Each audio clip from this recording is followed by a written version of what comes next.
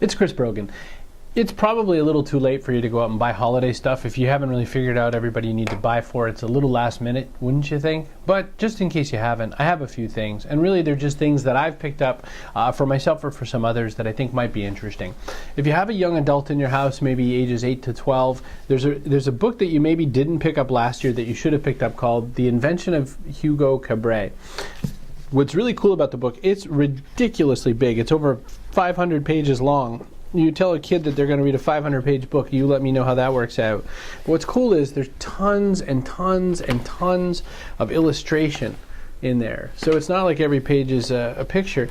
Now, how this works out is that if your kid maybe isn't exactly fully into the chapter books yet, they want to see pictures and they want to get a sense that they're not going to read unbroken text, then this is a really good opportunity because it's a book that'll help along with that. For the grown-ups, this is a book I've recommended a lot this year, but I want to keep pushing it. It's Donald Miller's book, A Million Miles in 1,000 Years, and it's sort of like, if your life was a story, how could you make sure that you told the best possible story ever? Last one is a book that you probably haven't heard of. This is by Cory Doctorow. It's called For the Win. This could work as a a young adult book, or it could work for grown-ups. It's about virtual games like Warcraft and EverQuest and those kinds of games, and the virtual economies that came around them. And it wraps into this really interesting and intriguing story of economics and unions and what it's like for those kinds of people that do all that kind of gaming stuff. So that's a couple different book ideas. I got a really cool gift at my friend Carolyn's party the other day. She sells books and the like. And some of you will actually see some of these because I'll be sending them around. But DC Comics, vintage art of DC Comics postcards. So they're postcards with different comic covers on them and things like that. And, like typical postcards on the back.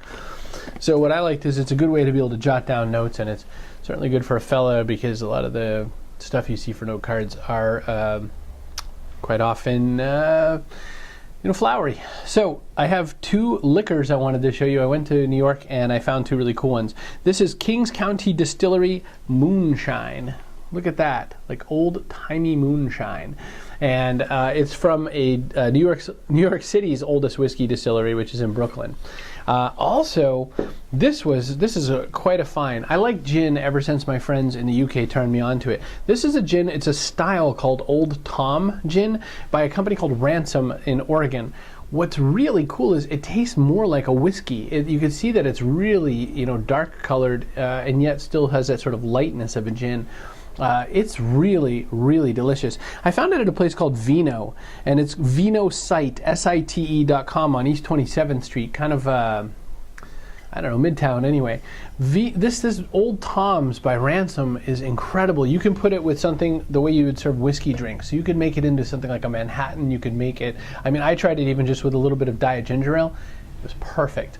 Ransom, the company Ransom, their website is Ransom Spirits. I think it's ransomspirits.com or something. But honestly, I would go through Vino. I'd go to vinosite.com and check it out there. This is just a couple things I've found that are pretty enjoyable over the last little while and things that may be interesting as last-minute holiday gifts. Hopefully it's useful. I'm Chris Brogan. Good talking to you.